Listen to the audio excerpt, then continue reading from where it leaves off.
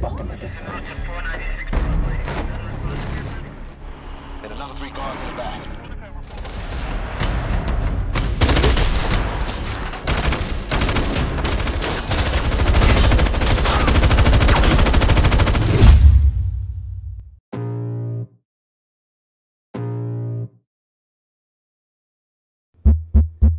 Tes. Halo bradku.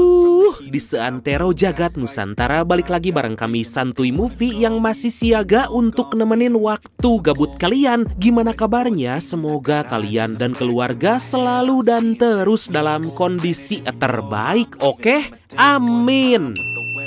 Oke, sebuah film lawas tapi sangat berkelas yang diperankan oleh mamang kita semua, yaitu Mamang Jason Statham. Film ini bertemakan perampokan yang bakal banyak aksi-aksi yang akan memacu adrenalin kita, Brad. Wah, pokoknya seru deh. Oke lah, langsung aja. So, biar semangat, mari kita ucapkan sama-sama secara serentak, oke? 1, and 2, and 3. Apa? Yuk sama-sama yuk. Gaskeun. Mantap. I ain't gonna give up. Got too little time, I'ma live up. Head down, push forward through the tough times. Cause anything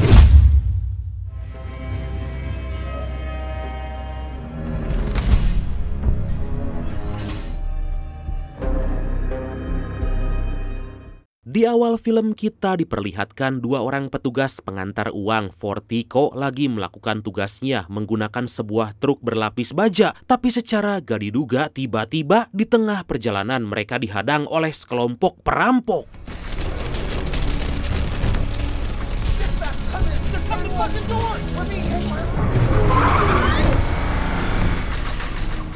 Dalam aksi perampokan tersebut, para perampok itu berhasil membawa kabur semua uang yang berada dalam mobil. Saking kejamnya para perampok bahkan membunuh petugas dan seorang warga sipil.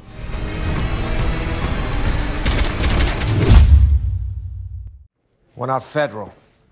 We're essentially middlemen. Portico Security specialize in armed guard cash pickup trucks and delivery. Beberapa waktu kemudian terlihat dengan jelas seorang pria yang melamar kerja di perusahaan pengangkut uang Fortico. Perusahaan ini bergerak di bidang jasa pengantaran dan penjemputan uang. Ya, semacam yang suka nyimpen uang di ATM gitulah, Brad. Your reference from Orange Delta Security was impressive. That was a good company. Got 12 trucks, 2 or 3 guards in each.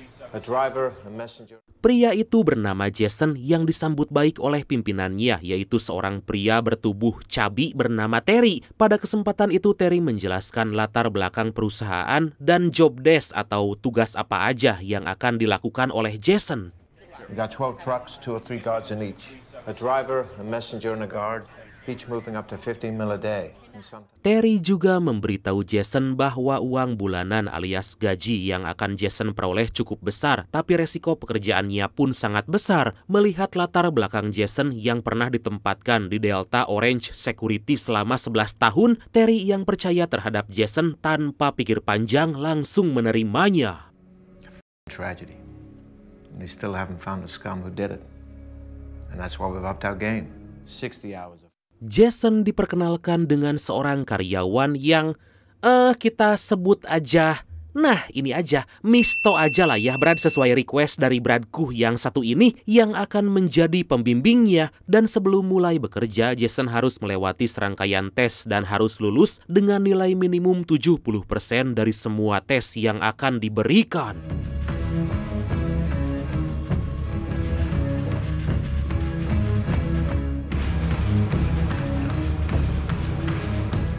Tes tersebut meliputi tes fisik, tes menembak, dan tes mengemudi. Hingga setelah Jason berhasil melewati tes itu, Jason dinyatakan lulus dengan nilai tepat 70% sesuai standar dari perusahaan. Kemudian Misto memperkenalkan Jason dengan petugas yang lainnya, tapi sepertinya Jason gak begitu mendapat respon dari para petugas di sana dan bahkan diremehkan.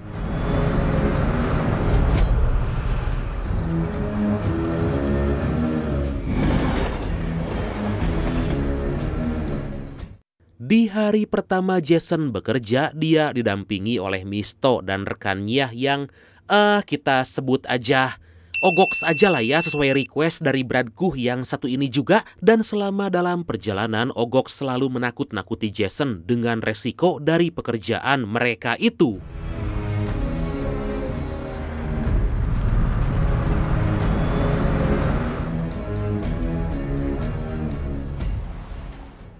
Saat itu mereka bertiga diberi tugas menjemput uang di salah satu bank dan tugas tersebut berhasil mereka jalankan tanpa ada hambatan sedikit pun. Setibanya di kantor, Misto yang ingin mengenal Jason lebih dalam mengajak Jason untuk minum dan bermain biliar. Okay, Gamma, you're clear. Pull in slowly this time, boy sweat. Tapi sebelum berangkat bersama Misto, Jason memperhatikan kartu tanda pengenal yang berada di samping mesin absensi, seakan-akan dia mencari sesuatu dan informasi di sana. Hingga tanpa sepengetahuan siapapun, Jason memotret kartu-kartu absensi di tempat itu. Sure. Give me 2 minutes. Still prefer Sticky John. Everyone prefers Sticky John.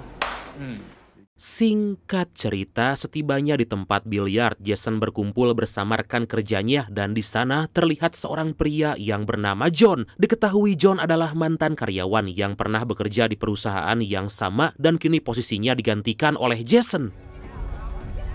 I gotta give it to you, H.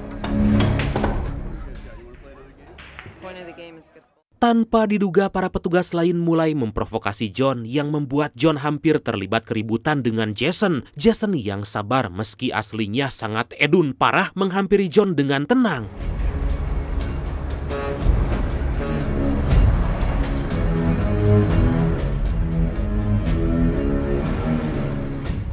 Keesokan harinya, Jason bersama rekannya kembali bertugas untuk mengantar uang ke pelabuhan. Dan setibanya di pelabuhan, Jason dan Ogox menunggu dalam mobil, sedangkan Misto turun untuk mengantarkan uang. Bullet, unless you found some beautiful blue-eyed Latino boy, you should be back by now.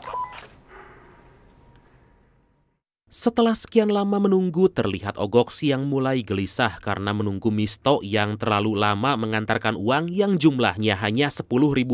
Tanpa mereka ketahui, ternyata Misto mendapat masalah dan disandra oleh para perampok yang berada di kapal. Gak lama dari itu, sebuah panggilan dari para perampok pun muncul mengancam akan membunuh Misto jika Jason dan Ogox gak menuruti perintah mereka. Alright.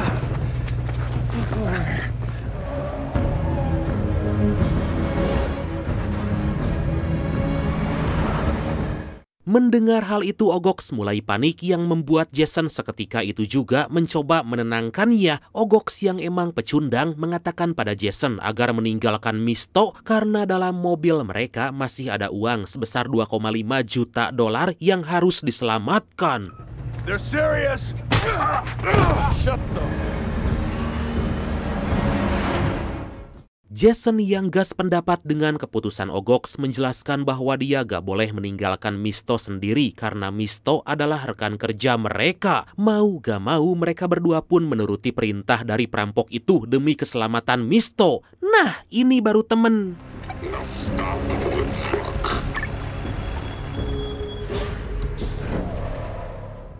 Kemudian Ogox dan Jason diperintahkan menuju suatu tempat di mana para perampok itu udah menunggu di sana bersama Misto yang mereka sandra. Hingga setibanya di sana, mereka berdua diperintahkan agar memindahkan semua uang ke mobil para perampok.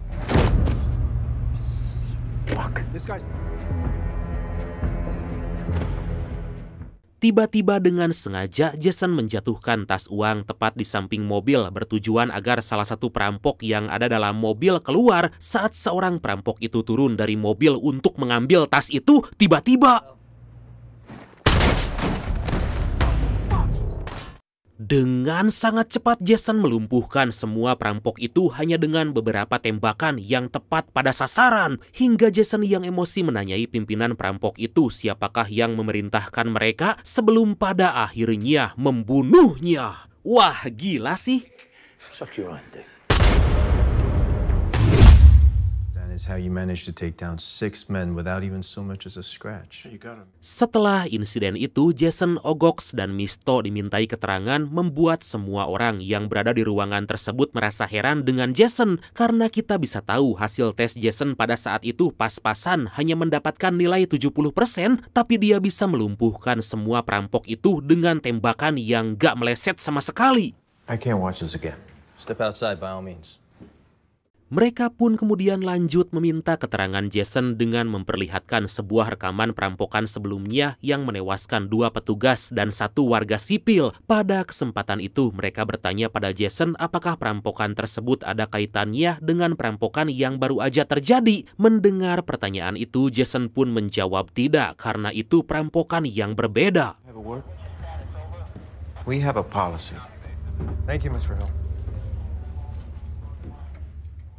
Akhirnya Jason dan kelompoknya yang terlibat dalam insiden saat bertugas diberi izin selama sebulan untuk menjalani terapi. Tapi di sini Jason menolaknya dan mengatakan kalau dia tetap akan masuk kerja. Gak lama dari itu Jason ditemui langsung oleh pemilik perusahaan yang bernama Stephen, dan di sana Stephen yang kagum dengan aksi Jason berjanji akan mempromosikan jabatannya.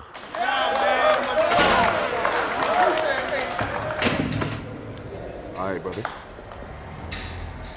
Keep up the good work, soldier. Keesokan harinya, Jason kembali beraktivitas seperti biasa dan mendapat pujian dari rekan kerjanya atas aksinya kemarin. Hingga beberapa minggu kemudian, kini terlihat hanya Jason dan Misto yang bertugas mengantarkan uang. You should get takeout from the Blossom.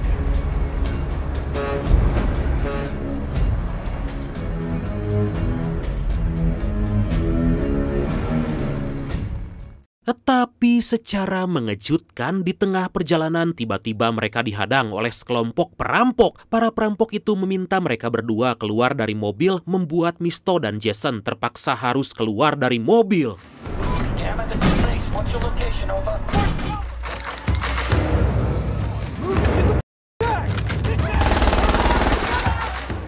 Saat Jason keluar dan memperlihatkan wajahnya tanpa diduga bagaikan melihat sosok Raja Iblis, para perampok tersebut lari ketakutan mengurungkan niat mereka untuk melakukan aksi perampokan. Waduh!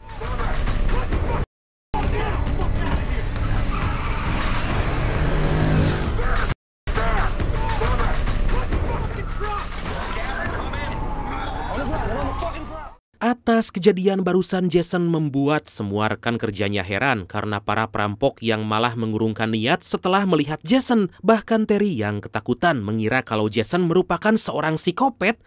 Penasaran kan siapa sebenarnya Mamang Jason ini? Why are you so cynical? I'm starting to think he's a psychopath.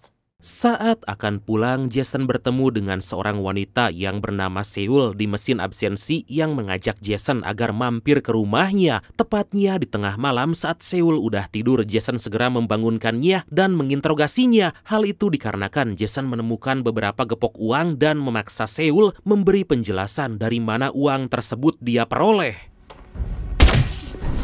Jesus Christ, okay, it's my savings. Mendapat ancaman dari Jason, Seul akhirnya mengaku bahwa uang itu adalah barang bukti yang dia curi dari perusahaannya. Jason bertanya pada Seul apakah dia terlibat dan tahu siapa orang dalam yang membantu aksi perampokan. Tapi sayangnya untuk hal itu Seul lega mengetahuinya.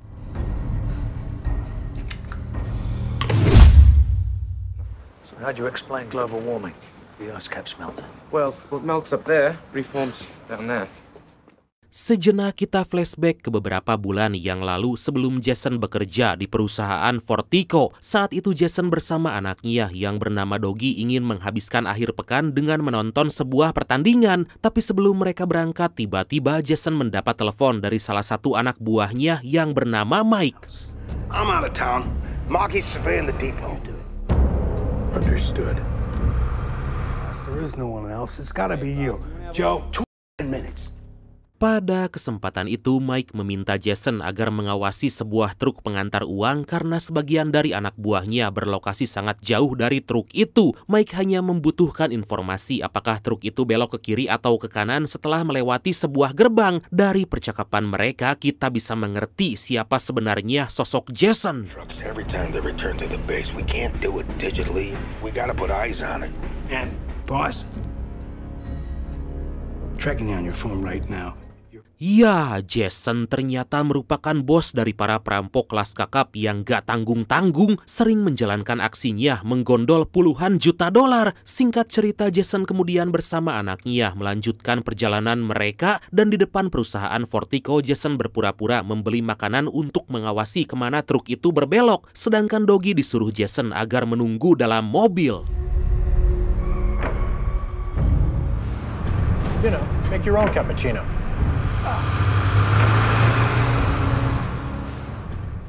Setelah sekian lama menunggu, truk itu pun keluar yang membuat Jason segera memberikan informasi pada Mike. Ternyata pada awalnya truk itu akan dirampok oleh kelompok Jason, tapi tanpa diduga di waktu yang sama ada perampok lain yang udah terlebih dulu menghadang truk itu.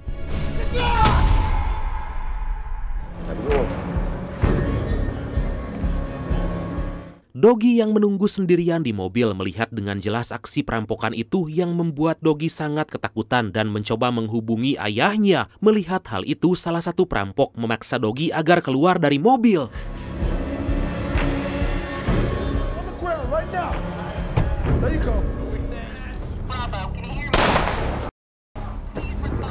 Saat Jason akan kembali ke mobil, dia melihat anaknya yang akan dieksekusi oleh salah satu perampok. Sayangnya Jason terlambat menyelamatkan Doggy, membuat Doggy harus tewas ditembak oleh perampok yang bernama Jan. Nah, adegan barusan ternyata menceritakan kejadian selengkapnya di awal film tadi, Brad.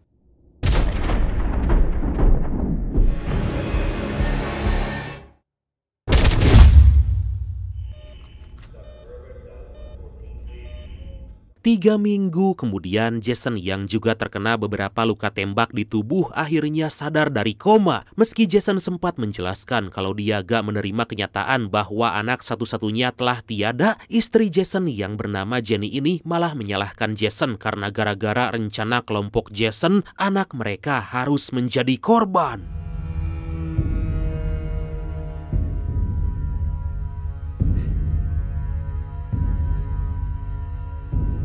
My beautiful boy.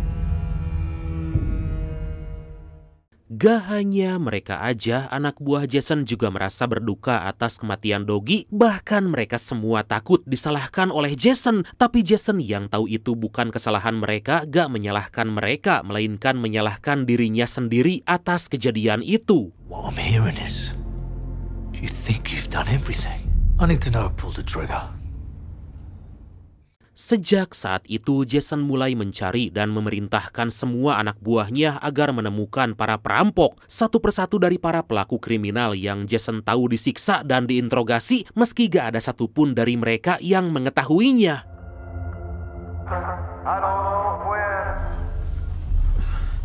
This is your last. Hampir semua penjahat kriminal di kota itu dia bantai, tapi Jason tetap gak mendapat informasi apa-apa. Hingga di suatu hari Mike berkata pada Jason bahwa dia jangan melakukan hal ini lagi dan berhenti membunuh para penjahat. Mike pun mencoba meyakinkan Jason bahwa dia harus mencoba cara lain untuk menemukannya.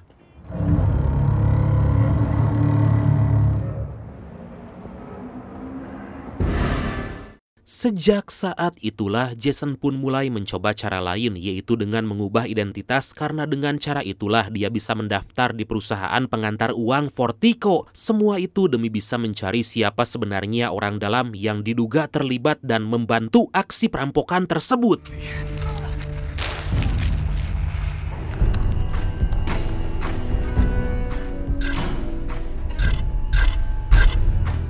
Di sisi lain ada sekelompok perampok yang dipimpin oleh Jackson alias Jackie, yang salah satu anak buahnya gak lain adalah Jan, si perampok yang saat itu membunuh putra Jason. Pada kesempatan itu Jackie dan anak buahnya lagi menyusun rencana untuk melakukan sebuah aksi perampokan, tapi hasil dari perampokan itu gak sebanding karena mereka hanya memperoleh sedikit uang.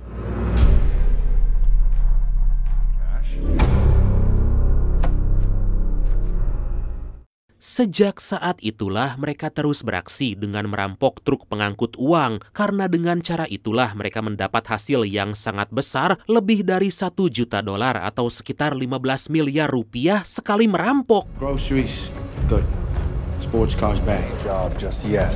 Rhythm is normal. Be smart.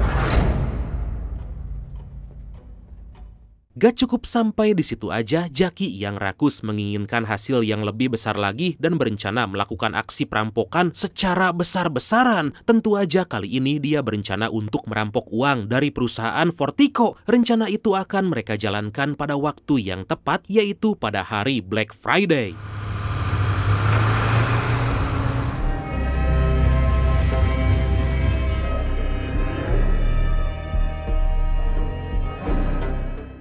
Karena pada hari itu aktivitas pengantaran uang sangat padat dan uang yang berada di sana mencapai lebih dari 150 juta dolar atau sekitar 2,3 triliun rupiah. Jackie sangat yakin dengan rencana itu karena dia memiliki orang dalam yang bisa diandalkan.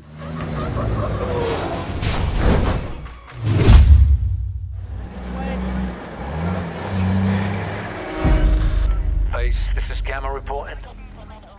Kembali ke masa sekarang, terlihat Terry lagi mempersiapkan dan memberi arahan pada anggotanya agar semua berjalan dengan lancar. Misto dan Jason ditugaskan berangkat mengantarkan uang ke salah satu kasino karena itu merupakan pengantaran terakhir mereka hari ini.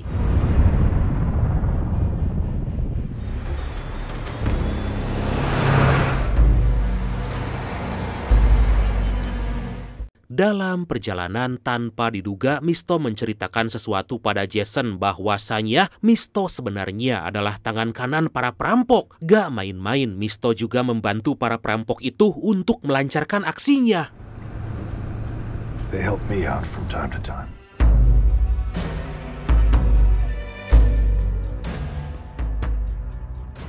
Misto juga berkata bahwa hari ini dia dan kelompoknya akan merampok perusahaan Fortico dan meminta Jason agar bekerja sama. Mendengar hal itu, Jason yang sebenarnya punya niat lain pun menyetujui tawaran itu karena dengan cara itulah dia bisa menemukan siapa perampok yang telah membunuh anaknya.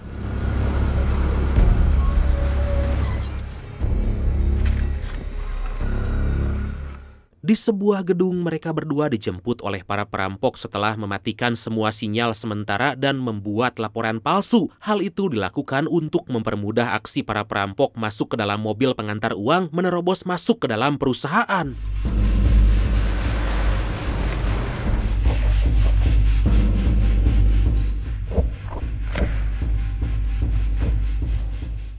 Setelah berhasil masuk ke dalam perusahaan, para perampok itu mulai melancarkan aksi di mana saat itu Jason dijadikan sandera dan Misto berpura-pura diancam oleh para perampok agar bisa membuka gerbang penyimpanan uang.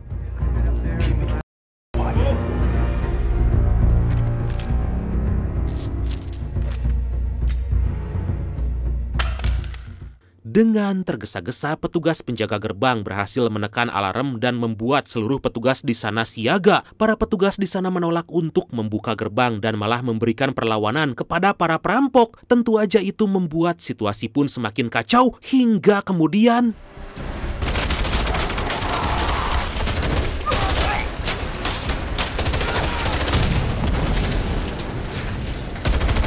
di tengah kekacauan itu, Jason yang masih terikat belum bisa berbuat apa-apa. Sedangkan Seul dan rekan timnya yang bersembunyi dalam mobil berhasil menelepon tim SWAT. Hingga sesaat kemudian, akhirnya Jason bisa melepas ikatannya dan melumpuhkan salah satu perampok yang membuat Jason mulai menunjukkan taringnya untuk menghabisi para perampok itu.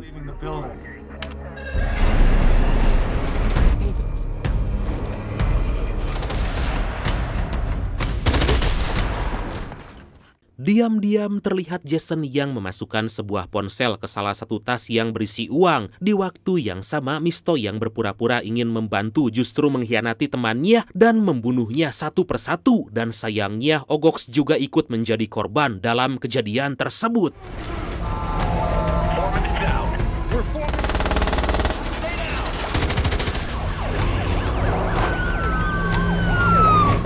Dikarenakan jumlah para perampok itu lumayan banyak, Jason mendapat luka yang cukup parah. Tapi meski begitu, dia terus memberikan perlawanan. Hingga di suatu momen, Misto menembak Jason dari belakang, membuat para perampok itu berhasil kabur.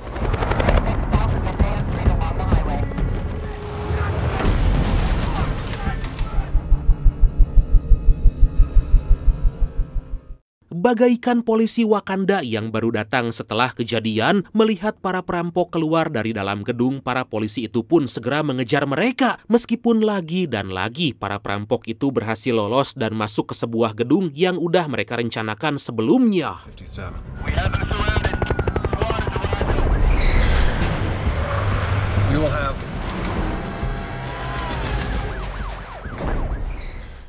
Dalam gedung tersebut, Jan dan Misto mulai memindahkan uang jutaan dolar itu sebelum para polisi masuk ke sana. Di tengah aksinya itu, Jan meminta izin sebentar untuk menemui Jackie yang ternyata berniat membunuh pria itu. Semua yang dilakukan Jan bukan hanya semena-mena, tapi karena Jan selalu gak dianggap oleh Jackie dan intinya ingin mendapat bagian penuh dari hasil perampokan barusan.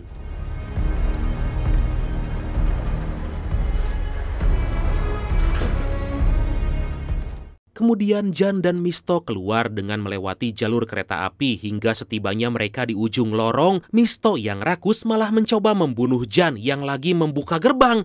Tapi sayangnya Jan yang menyadari hal itu bisa menghabisinya.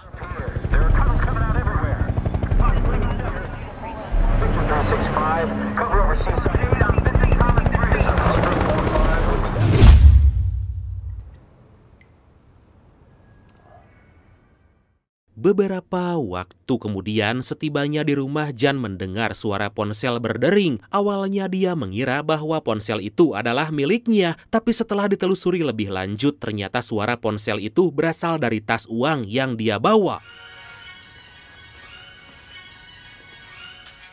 Ternyata dengan ponsel itulah Jason bisa melacak lokasi dari Jan yang kini muncul tepat di hadapan pria itu. Pada kesempatan itu Jason memberikan sebuah dokumen yang berisi hasil visum dari anaknya.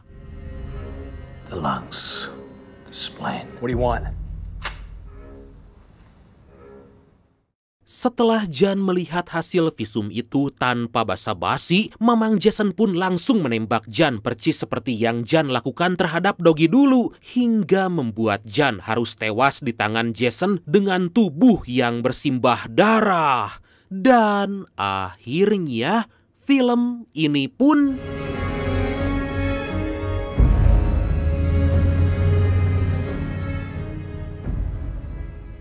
tamat.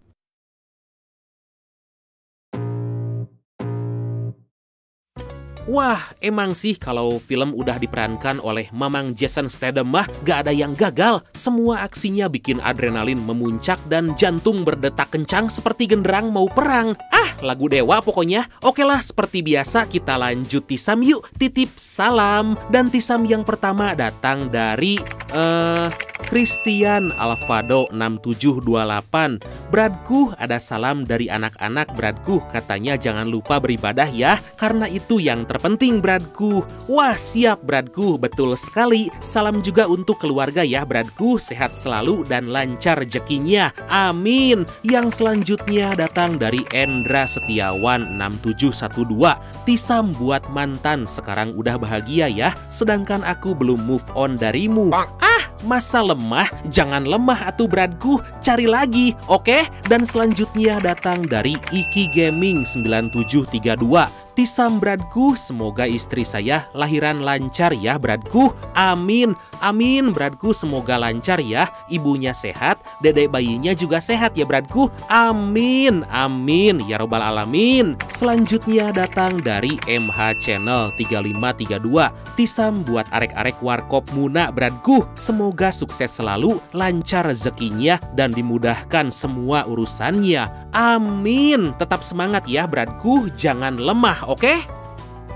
Oke Bradku, makasih banyak ya udah nonton sampai akhir. Seperti biasa, mohon maaf karena masih banyak kekurangan. Semoga kalian dan keluarga sehat selalu. Salam sukses, salam santuy, dan see you next time. Bye-bye.